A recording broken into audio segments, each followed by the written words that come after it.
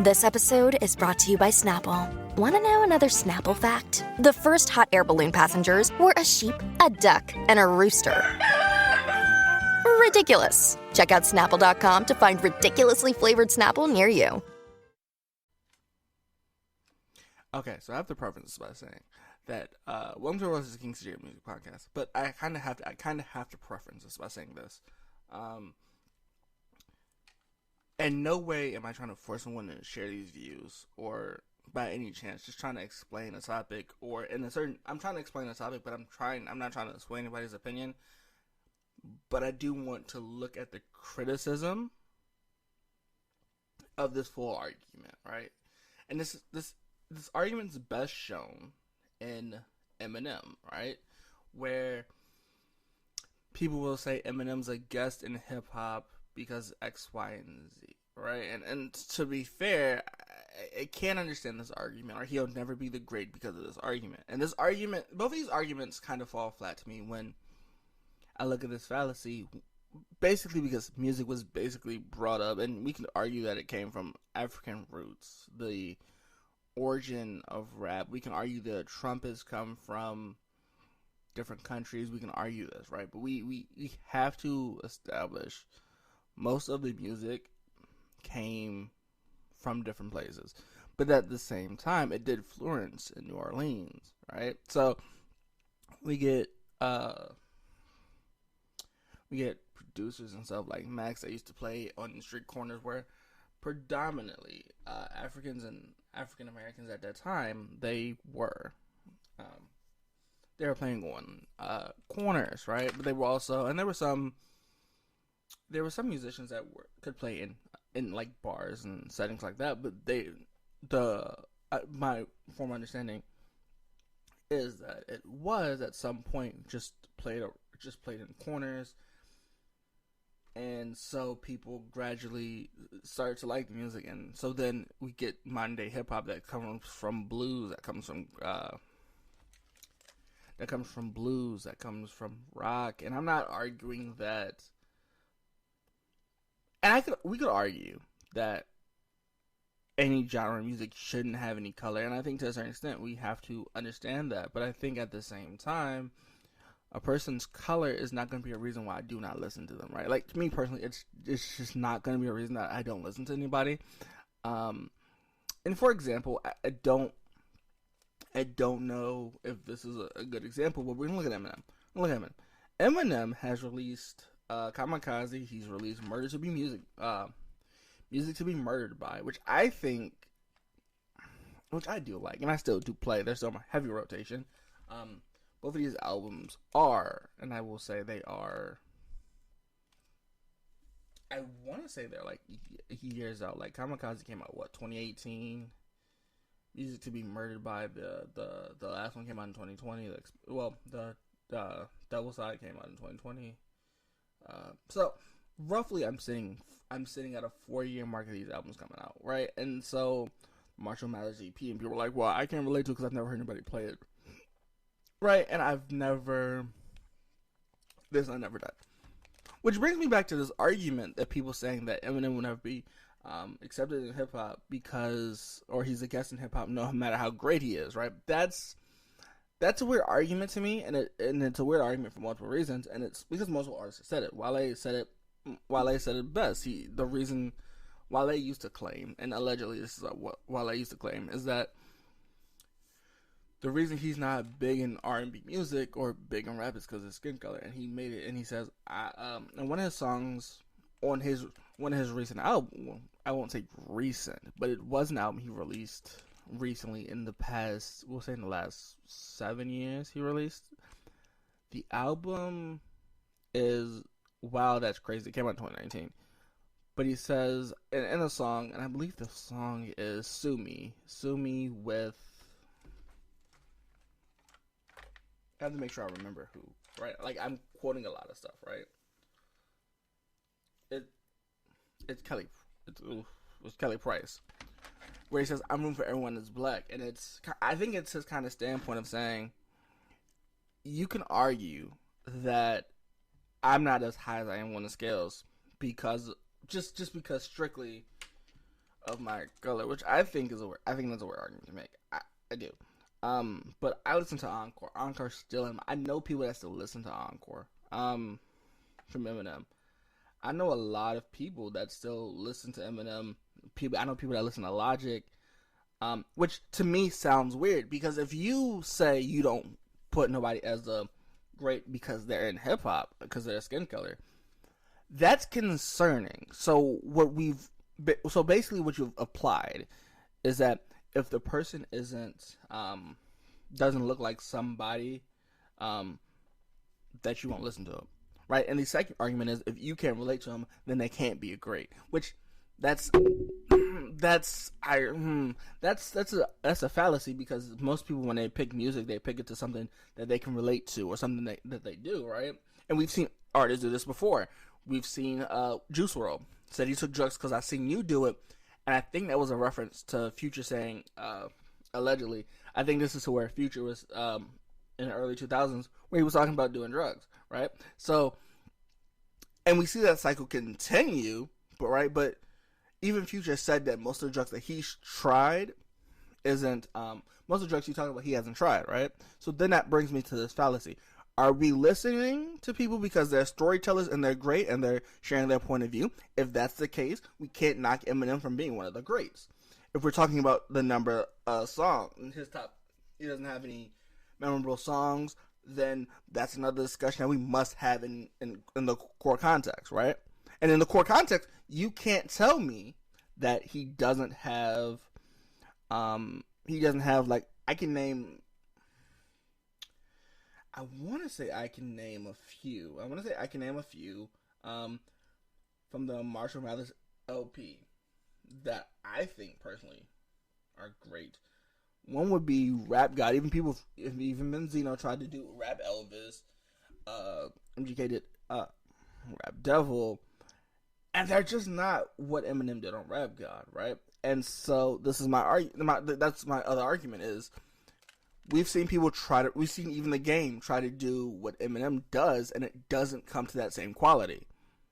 So to strictly just say, I'm going to write somebody off because of their race and their race, which I think it's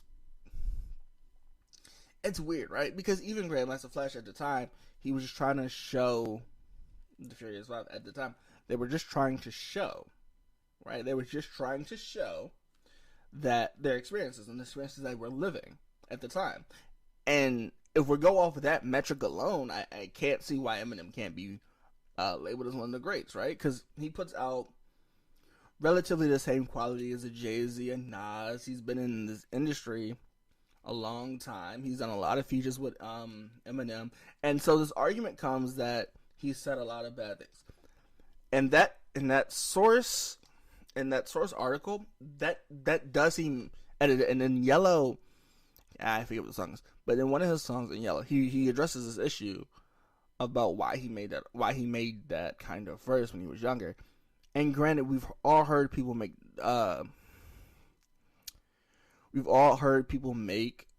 things when they were younger, and then they go look back on it, and we're like, this sounds crazy to me, right? Like, this is something that I don't probably believe in now, but at the time I did believe in wholeheartedly. Which I don't understand, right? Because his argument is, he isn't this and he can't be that, right? And Benzino brought it up. I think Benzino's a prime example, right? This argument with Benzino, and you know what, I should probably bring this topic in to Benzino when I get to it. I think this is going to probably be a tougher, longer episode. But I don't understand this concept, right? Because people will say, oh, he's a guest because he's not that skin color, which I fully can't understand. But then when you see people that do stuff on a level like Eminem, like Killer Mike, Black Thought, KRS-One, no one looks at them and goes, you know what, that makes sense, right? It's a weird color. It's a weird thing about color, especially in hip hop. It's a weird thing because people will go, oh, he's a guest because he's not this. But, and this is not to shine light, but J. Cole's background, he says he's from the Carolinas, but in a song in his early years, he addresses that conversation, right? But my argument would be if J. Cole, I'm a huge J. Cole fan, but if J. Cole expressed himself differently, in his genetics, right? Would hip hop not accept him? But then argue he is a lyrical person, but he cannot be in a top 3 with Kendrick. He can't be in top 3 with Kendrick, Drake, and Cole, right? And this argument comes up that Eminem has ghostwriters, and I can't prove this, and I can't disprove this, but I'll say this.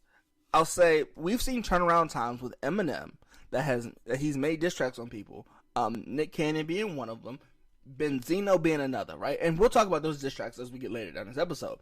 But to say, oh well, I can't justify putting him in here because of, like, it's weird to me, right? Because no one's questioned it. No one's questioned Eminem writing a diss track, right? No one's questioned it. No one's questioning he's put out diss tracks against hip hop artists, Mariah Carey, Nick Cannon. He's done a lot, right? MGK, he's done a lot. And lyrically, I think if you ask me, it's normally a 1-1 sweep, right? It's weird, right? And so when people are like, "Oh, well, this," I'm like, okay. So first argument is, if that's the case, why has no one said it? But yeah, the second, it's weird. Okay, so I'm gonna come right back to this. I'm gonna come right back to this color thing.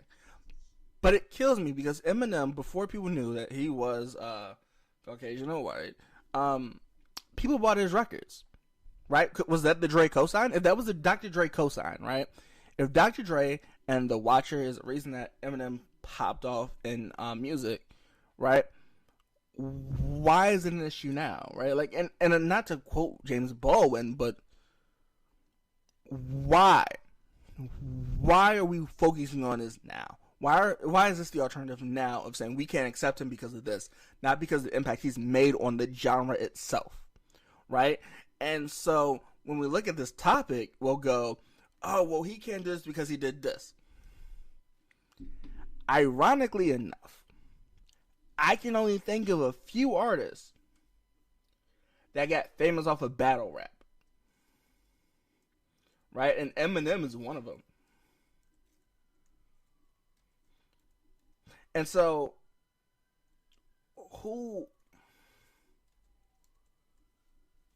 that's the thing, like, who battle rapped? Even Math Hoffa, right? And he has his own, and Matt Hoffa, and I'll give him his credit where he's due. SmackDown UR is one of his battle versus T. Let me put it like that. His battle with T-Rex is one of the best battle raps I've heard in a while. Right? It's. I love battle rap. I love Conceited and Matt Hoffa. I love the battle rap. I love battle rap. I have a love-hate relationship with battle rap. But there's only a few artists. There's only a few artists that got famous off of battle rap. Right?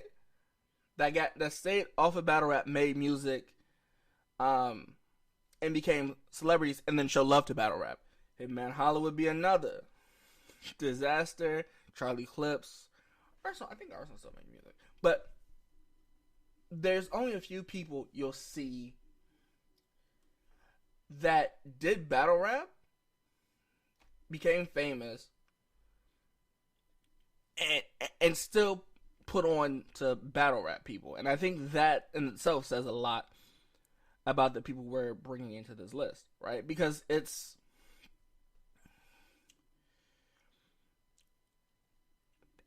so weird to me, right? There's very few people that when they come up in an industry, they bring that industry with them, right? It's very weird. And this whole thing about people saying, well, we can't do Eminem because of his color, which Matt Hoffa,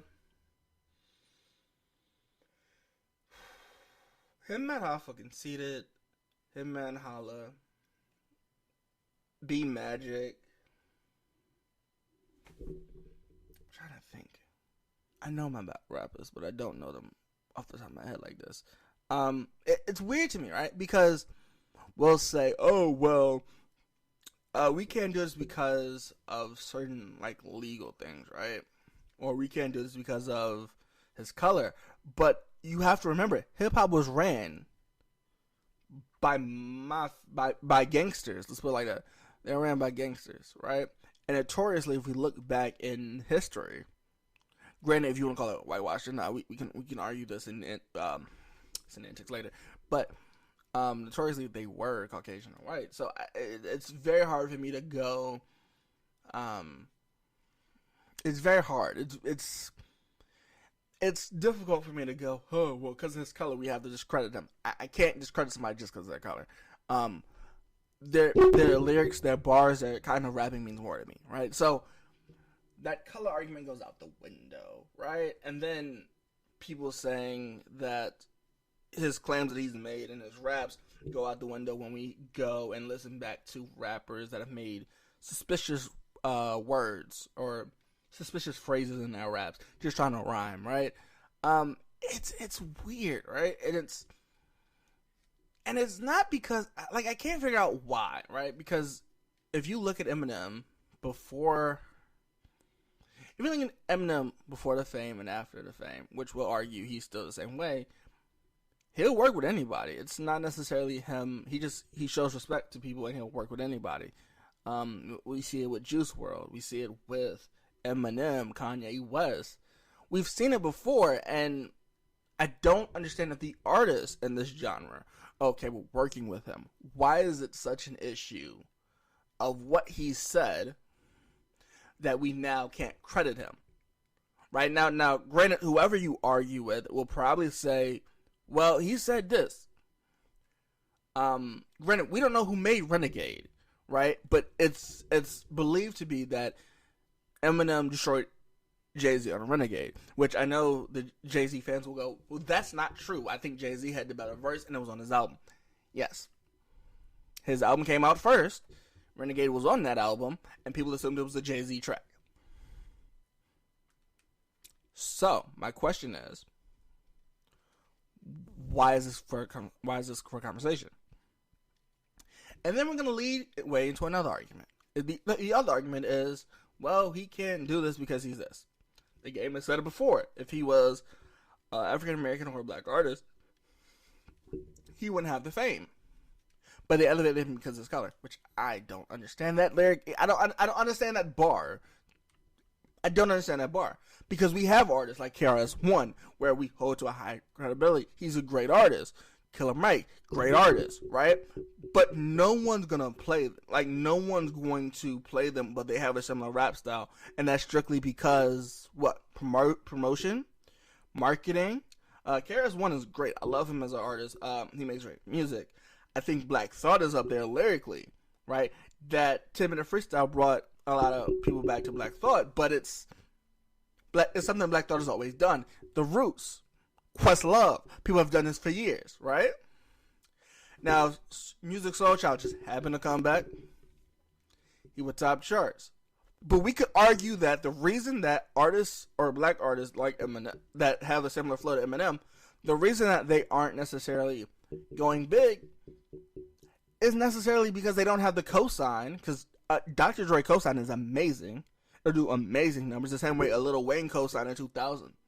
Or Rick Ross in 2000 would blow your song up no matter what. A Kanye feature might, it may not, but it may, right? So it's weird to me, right? We look at these industries like a Jay-Z, it's weird. And this third argument I've heard, and this third argument just kind of, this third argument rubs me the wrong way, and it's because I don't necessarily get this argument. The argument is that if Eminem, because Royce and Eminem released a song, I think it was Bad and Evil, right? And that did millions of views. So when Royce, the album I'm assuming he's talking about, the album I assume that he's talking about is, was the Allegory? I think he's talking about the Allegory, right? And the Allegory from Royce 5'9", and I like Royce da 5'9" music. I'm not gonna say I don't. I love Royce da 5'9" music. And I was the person that picked up the Allegory because I love the Allegory. But that talks about different topics, as in Columbia Records, an Ice Cream Song, and the persuasion and the storytelling, right? And then he was saying that album didn't do as well. They didn't have many album sales, and Eminem's fans are racist because they didn't like Royce da 5'9" album. And it didn't do great numbers. Okay, so let me explain how hip-hop's always been. Some people like different stuff. For example, some people like storytellers like Pac. Some people like pure rappers like Biggie. Right? Some people have that not storytelling. Some people like that Jay-Z just trying to go bar for bar, right? Hip-hop's not a circle. Hip-hop's more like a rectangle, a square, a triangle. Has many sides to it, and at the same point, you just have to understand that people like different kinds of rap. And so for people to go, oh well, no. Let's be honest.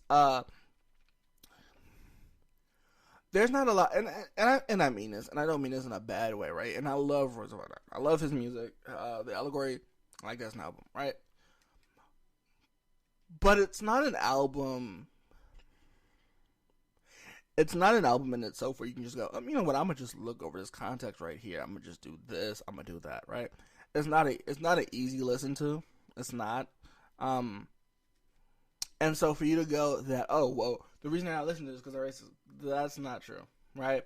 We can argue that racism is a small portion of the population. We can argue that if we divide these numbers up into streams, and we had a whole conversation that'd be a longer conversation among another conversation that we'll have, right?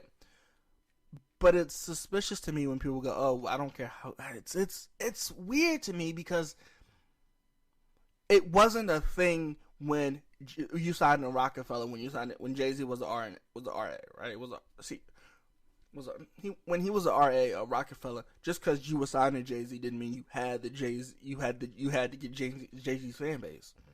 For example, there are some people that love Jay-Z but don't like Cole. In that same breath, there are people that love Wayne, don't love Drake. Vice versa. There are some people that love Drake, don't like Nicki, don't like Wayne. There are some people that love Young Thug, can't stand Wayne. There are some people, and now Rockefeller boot camp, right? But Rockefeller's was most prevalent. Where people love J. Cole, can't stand Jay-Z, right? But it's happened in labels before. There were people that loved Kanye, loved that label, Good Music, loved Kanye, thought Kid Cudi would be it. Kid Cudi drops Men on the Moon. People don't like Kid Cudi, right? It's just because you have their fan base does not mean you have. Just because you signed to an artist doesn't mean you get their fan base. A prime example is Meek Mill and Rick Ross. They just dropped a collaborative album. Now the numbers, I haven't fully got back into the numbers of who's doing what, but I don't think it's a huge album for a collaborative album, as in Vultures will be for Kanye and Top Dollar, right? We could have this conversation for days. And that personally to me doesn't come down to race. It comes down to style in the music. And so we've had this debate for 4 years. Does Rick Ross? That's a great example. Wale is signed to he was signed to Eminem Music Group, which is Rick Ross's music group, right? And I believe it's Warner Brothers. Warner Brothers, if I got it wrong, I'm sorry. But he was signed, and he wasn't getting the recognition Rick Ross was on the song, right? He just wasn't, right? And people will say, "Oh, well, that's because of what?" Some people just like rap and music, and some people just don't like R&B. That's the sad truth, all right? R&B isn't a huge genre for people. And so when people go, "Oh, well, people like Eminem because of this," and I'm like, I don't necessarily know if I can make that case in good faith. Right? Because in a good faith argument, you see, okay, well, this is the case and this is the case. But in predominantly black or African American neighborhoods, what we see is that Eminem is outselling Jay-Z in Chicago. Sometimes in New York districts, right? Like, it's worrisome to me because you'll hear people from New York as well say we don't play Eminem. And I know this because I've had conversations with a few of them, and they're like, we don't play Eminem. Eminem isn't popular, or this, we don't, get him out of here. Stuff like that, right? And it's a weird conversation. It could be the people that are just having an act on the street, right? But it could also be a larger conversation of people having confirmation bias, right? Because if it's confirmation bias, people have their biases because they believe that no one that they know personally listens to Eminem, so they don't believe Eminem's a high-selling artist. And so from that factor, they don't know many people that buy Eminem's music, or they don't know, or the best test of this is people will go, I've never heard anybody say, play that Eminem. I've said it a few times, right? I hooked up the aux cord to a speaker and go, hey, play that Eminem, right? But people in their groups will say, I've never heard of it. And I don't want this to be taken as, oh, you're defending Eminem, but we're looking at numbers and at statistics. We're looking at facts that go beyond a person's opinion and biases, which, I mean, we can argue these facts, and I can definitely go into deeper details and look at this and make this a series and make this a part one, possibly.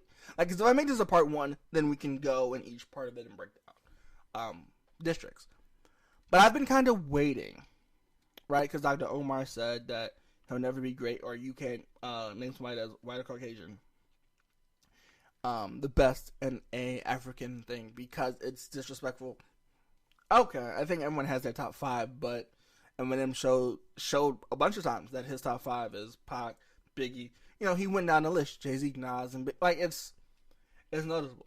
So this brings me to a conversation I want to have, right? So Benzino dropped Black Elvis. And so when he dropped Black Elvis, people were wondering, right? It's just an Eminem Pack episode, right? So people were honestly wondering. Because some of the bars on Black Elvis, I don't want to say didn't sound like him, but he was rapping double entendres, which sounds crazy to me that he was, but it's interesting, right? And so people were like, they don't believe he wrote it, and a lot of fans are like, well, if he didn't write it, it's not a diss track, right? It's a one-on-one diss track, and Eminem has one over Benzino. But what I find funny, right, and so people won't talk about this, and if they do, it's interesting to me, right? He made a bunch of claims. He made a bunch of claims about Benny the Butcher, Cosby the Machine. He made a few claims. Let me start there. He made a few claims. He made a few claims, and battle rappers came out of everywhere with it. He made a few claims, and a lot of claims came out of everywhere. Where it's interesting to me because he said a bunch of people left the label and they didn't respect Eminem, and it's funny to me. And so it's funny to me because Eminem and Joe Budden have been arguing for years, but he said outside of it, anybody that's going against Benzino, and I think that's a direct quote from the Joe Budden podcast, but he says anybody that's going against Benzino, I kind of, what's the best way he said? I'm always for, right? He sided with Eminem on this, and he said it publicly in his podcast, which we can all talk about in a deeper context of it later. But Benny the Butcher said, and he says he stands with Eminem, but at the same time, a lot of people were saying that their contracts were just up there, were fulfilled, so they just left, right? And I don't know if this was, and I don't know, and I would love to question Benzino, I really would, because he says that they left the label, but did they leave under duress? Did they leave because they weren't getting paid their dividend splits? Or this song left me no questions. It left me a bunch of questions, no answers. And for that prime example, I can't say that this is the best because a lot of stuff of this has been debunked, right? which is weird to me. That's weird to me, right? And Cassius came back with Benzino, which I like. Okay, so I knew when he made these claims, and people were like, "Who wrote it? Cass wrote it." I was wondering who was going. I was wondering who was going to take this pen and wrote it. But it's weird. No, now sound when Benzino drops, which is interesting. It's weird because I've never. I'll put my personal opinion. I'll put my personal opinion on this. I've never waited for a Benzino drop. I haven't ever. Granted, I don't know that many people outside of like. I don't know anybody in the 2000 and up that know who Benzino is. Like if you aren't critically in a rap, I don't think you know who Benzino is. And that could be from multiple different reasons. He just didn't put out a big enough project like 50, Get Rich or Die Trying. He didn't put the Watchers of like Dr. Dre. Many reasons, right? But it's like classic albums, right? He didn't do any, which is weird to think about it. But so he dropped it, and people were just when Cassius dropped it, he just straight up said he didn't do it, right? But he does hint. And that's my thing. He hints at it, right? And so when I hear this final diss track, I assume somebody's gonna put out a diss track on him, because he says he's not responding to anybody. That's not Eminem, or that isn't Royce the 5'9", because he assumes that Rap Elvis is a. He assumes that Rap Elvis is a win, but I take it as a defeat. When you get multiple artists against one, I don't know how you do that, right? I don't know how you do that. And so I get it. I don't know. So most of these lines that I get, and Flavor Flav said that Eminem's one of his best artists, which, depending on how you take Flavor Flav's opinion, that should be it. But if people are leaving the label just because their contracts were fulfilled, what did you want them to do? Re-sign a contract? When most artists currently, Megan Thee Stallion added to this list, are trying to go independent. Well, independent and have distributing deals with Warner Brothers and stuff like that. Which that's another conversation we get into too. Where we talk about distributing deals, right? It's a question to me. And then, right, these are conversations I want to have. But he says, like, I think he says Cassie wrote it, right? And this is the thing, because he says, I'm the hustler and something, but it's like Cassie, it's I'm the problem and the hustler, which is a Cassie song, which are two Cassie songs, which assumes that Cassie wrote it. Now, if Cassie doesn't, like, answer, it'll be a question, because he said, like, a lot of battleground rappers are saying they know who wrote it. So we're wondering who wrote it, and if somebody comes out and finally says who wrote it, it'll be. He keeps talking like he Moesha, which I do favor that line. He was raised by a corrupt or background rapper. But it's by far something that I do. It's weird, right? Because if you make this claim against, I'm gonna cut him right here and then cut right back out. Okay, but if you go Eminem can't be the greatest because he has ghostwriters, and then there's a diss directly aimed at Eminem, locked and loaded at Eminem, right? With a bunch of battle rappers, which people are saying that Eminem doesn't necessarily support, allegedly, enough anymore, or because the money's not up in battle rap. Anyway, it's safe to assume it's safe to assume it was a table of battle rappers, and he Benzino kind of leads to this point where he says that when you're in a room writing something, a bunch of people have bars they want to get off, so they wrote them. That's a suspicious line to take.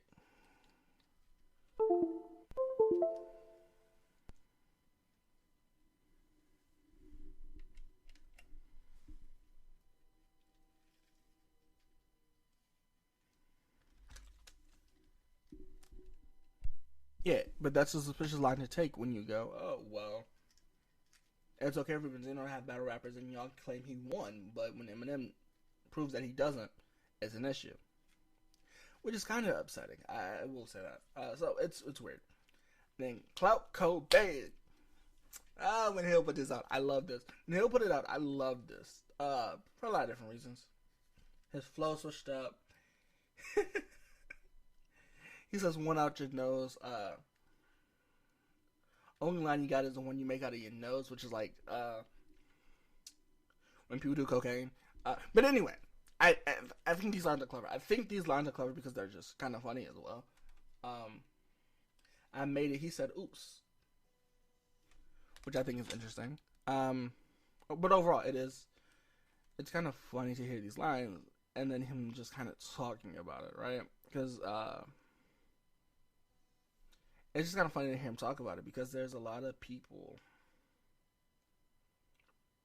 right? There's just a lot of people that go, oh, well, he did this and this and this, so he can't. It's like that. But if I'm a rapper, you pin against Eminem, and I want to see how. I just want to see who wins that. I do. I really do. I truly hardly just want to see that. Who wins? I just want to see you put Eminem versus a battle rapper. But he also says I mentioned him for the money, which we have to talk about. But I don't know what that line is from. I don't know what that line is when he goes. He brought up me and Corey Ray for clout. I'm gonna be honest with you.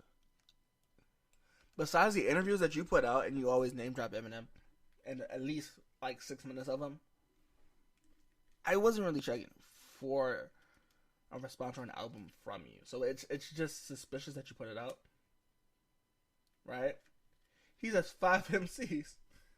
Oh! Okay. So another reason that this is one of my favorite Clout by Hill is one of my favorite diss tracks to Benzino is because he says Clout Beats, which Clout Beats won a lawsuit against Benzino for rapping off one of his beats, which But this is funny. He said you have 5 many MCs, how many microphones, which I find interesting, right? 5 MCs. Anyway, I think this, I'm probably biased towards which diss track sounds better, but Clout Cobain just sounds so much funnier to me. To take seriously in a rap song, it's by far funnier to me. So, with that being said, I hope you enjoyed this episode. I hope I didn't drag it on too much, but I will end it with this. If we are making claims that Eminem is a guest in hip hop, and it is strictly because of his race, no matter what he does in hip hop, doesn't that make us biased, and doesn't that make us gatekeep music that was supposed to be for somebody to explain their perspective on life, right? But the second alternative, that is, if we are doing that, then why are artists like Black Thought, Wale, KRS-One, and other artists loved, right?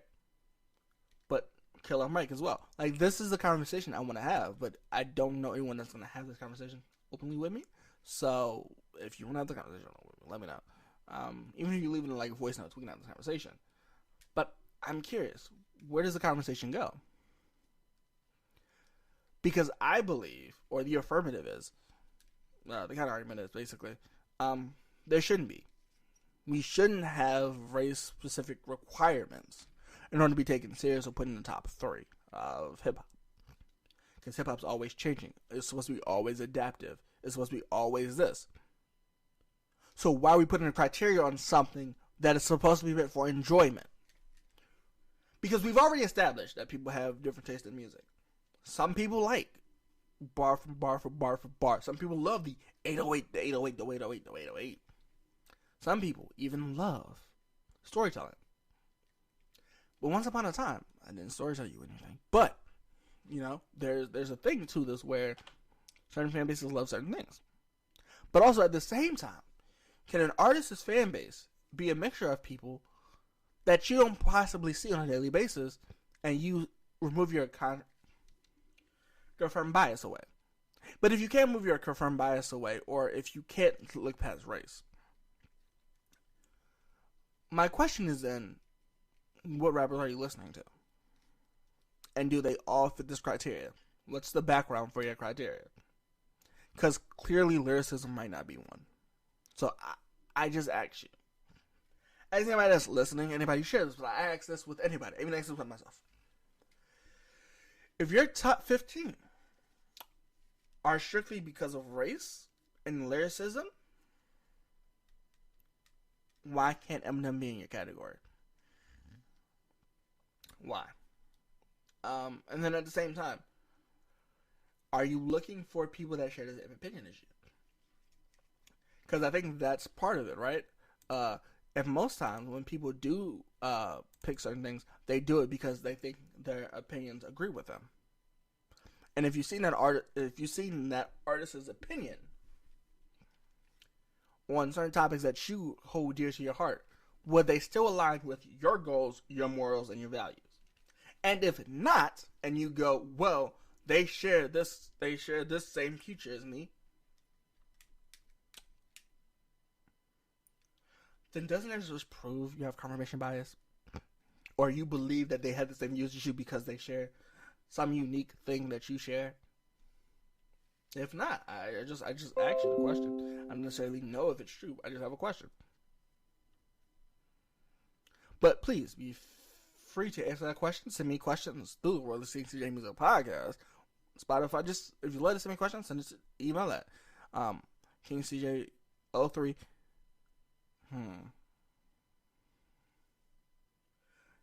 KingCJ03 Music Podcast at gmail.com.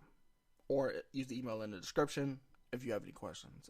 If you want to even talk about this, I'll have a full email debate. I'll even bring it up on the show next week. But it's a question that I genuinely want to know. Are you looking for confirmation bias? Because if you are, you got it. I'm just saying. With that all being said, I hope you enjoyed this episode. I know this episode is a little bit longer than it should have probably been, but it's a topic that I wholeheartedly do have a lot to believe in. So, with that being said, hope you enjoyed the episode, and I will see you in the next one.